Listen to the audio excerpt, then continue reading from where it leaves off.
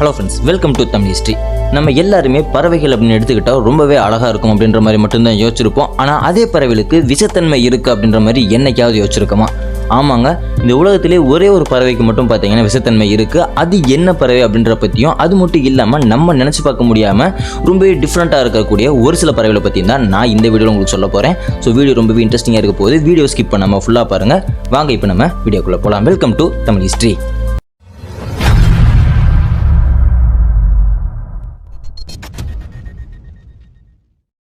நம்ம ஃபஸ்ட்டாக பார்க்க போகிறது தி ஹூக்குடு பிட்டோக்கி. நம்ம எவ்வளவோ விஷமுள்ள பூச்சிகள், தவளைகள், மீன்கள், ஏன் பல விலங்குகளை கூட பார்த்துருக்கோம். ஆனால் என்னைக்காவது விஷமுள்ள ஒரு பறவையை பார்த்துருக்குமா? ஆனால் இந்த ஒரே ஒரு பறவைக்கு மட்டும் பார்த்தீங்கன்னா விஷம் இருக்குது. இந்த உலகத்திலே விஷமுள்ள ஒரு பறவை அப்படின்னா அது இந்த ஹூக்குடு பிட்டோக்கி மட்டும்தான்.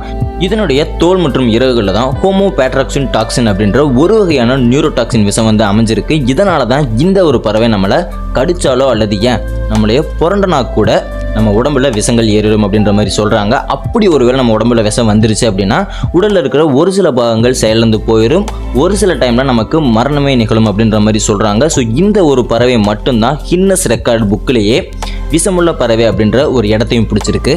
அடுத்து நம்ம பார்க்க போகிறது தி பூட்டு பேர்ட். இந்த பறவையோடைய இறகுகளின் நிறம் அச்சஸில் ஒரு மரத்தோட கிளையின் நிறம் மாதிரியே இருக்கும். இந்த ஒரு பறவைகள் மரத்தோட கிளையில் உட்கார்ந்துருந்துச்சுன்னா அது இந்த பறவையா இல்லை மரத்தோட கிளை அப்படின்னு நம்மளால் ஐடென்டிஃபை பண்ண முடியாது. அந்தளவு அக்யூரேட்டாக இருக்கும்.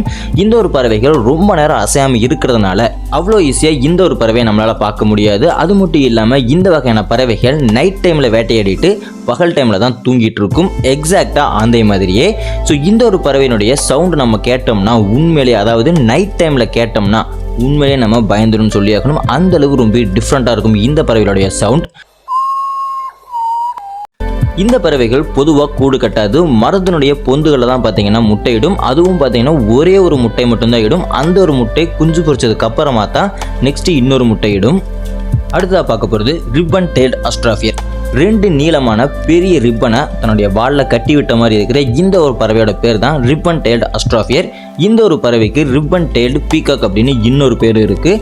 இந்த ஒரு பறவைகள் பார்த்தீங்கன்னா தன்னுடைய உடலை விட 2 மடங்கு நீளமான வால் கொண்டிருக்கும். அது எக்ஸாக்டாக எப்படி சொல்லணும் அப்படின்னா, இந்த பறவைகளுடைய வால் இல்லாமல் வெறும் உடலுடைய சைஸ் மட்டும் பார்த்தீங்கன்னா 35 சென்டிமீட்டர். அதுவே வாலோட சேர்த்தனா மொத்தம் சைஸும் பார்த்தீங்கன்னா 125 சென்டிமீட்டர். அவ்வளோ பெரிய வால் வந்து இந்த பறவைகள் கொண்டிருக்கும். அதனாலே இந்த ஒரு பறவைகள் பார்க்கறதுக்கு ரொம்பவே அழகாக இருக்குது. ஸோ இவ்வளோ அழகான பறவைகள் எண்ணிக்கையில் குறைஞ்சிக்கிட்டே வர்றதுனால இந்த பறவைகளை அழிந்து வரும் இனமாக வந்து சொல்லியிருந்திருக்காங்க. அடுத்ததாக பார்க்க போகிறது தி குவாட்ஸல். நீளமான வாலோட இருக்கிற ரொம்பவே அழகான பறவை தான் தி குவாட்ஸல். இதுக்கு முன்னாடி நம்ம பார்த்த ரிப்பன் டெய்ல்ட் அஸ்ட்ராஃபியர் மாதிரியே இதுக்கும் ரொம்பவே நீளமான வால் இருக்குது. ஆனால் அதை விடவே இந்த பறவைகள் ரொம்பவே அழகாக இருக்குது. கிட்டத்தட்ட பச்சை, வெள்ளை, சிகப்பு, கருப்பு அப்படின்னு பல வண்ணங்களில் இந்த பறவைகள் ரொம்பவே அழகாக இருக்குது. இந்த பறவைகளை நம்ம அதிகமாக மெக்சிகோ, மத்திய அமெரிக்கா அப்படின்ற பிளேஸில் மட்டும்தான் நம்மளால் பார்க்க முடியும்.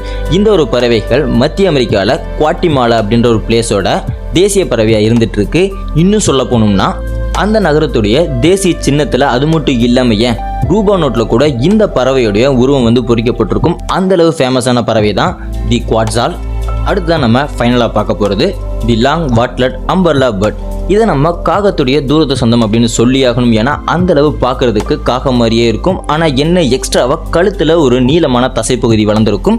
அந்த ஒரு தசைப்பகுதியை இறகுகள் ஃபுல்லாகவே மூடி கவர் பண்ணியிருந்திருக்கும். அது மட்டும் இல்லாமல் இதனுடைய தலைப்பகுதியில் ஒரு குடை போன்ற அமைப்பு இருக்கும். அதனாலேயே என்னவோ இந்த பறவைகளுக்கு அம்பர்லா பேர்ட் அப்படின்னு ஒரு பேரே வந்திருக்கு.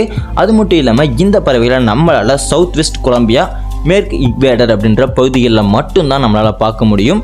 பூச்சி, பள்ளி அப்படின்னு சாப்பிட்டு வாழக்கூடிய ரொம்பவே அமைதியான இந்த வகையான பறவைகளால் ரொம்ப நேரத்துக்கு பறக்க முடியாது.